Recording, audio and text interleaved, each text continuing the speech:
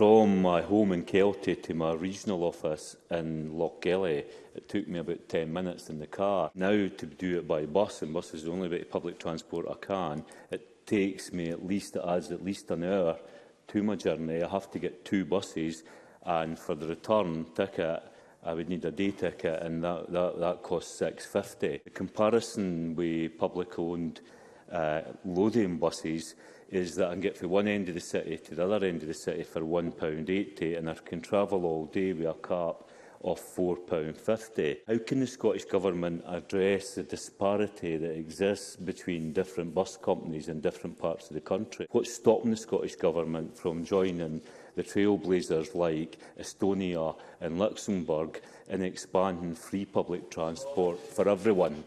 I think there's a challenge here in terms of rural provision, first of all, and I do recognise the critical importance of bus services in rural areas in particular.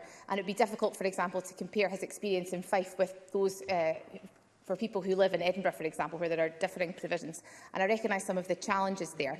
However, with regard to his further point on powers for local authorities in this, we did consult on this in the Transport Scotland Act 2019, and we're working again with our local authority partners to help ensure that we can give them the opportunity to better serve their local area.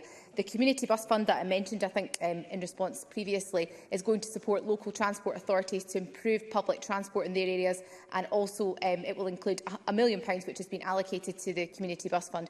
We'll work with partners on the design of that fund, but to his wider point around about affordability, I've mentioned today some of our investment around about the Under-22 scheme. Additionally, I would point to the Fair Fares Review, which is being undertaken at this moment in time, and that will look at transport across all modes. And I think, as well, to his wider point about joining up journeys across different modes of transport and affordability, which I recognise is a really we're in challenging times just now with regard to the cost of living, so I do understand that, and I hope very much that the Fair Fares Review will give us some answers to some of the points that Mr Rowley's raised today.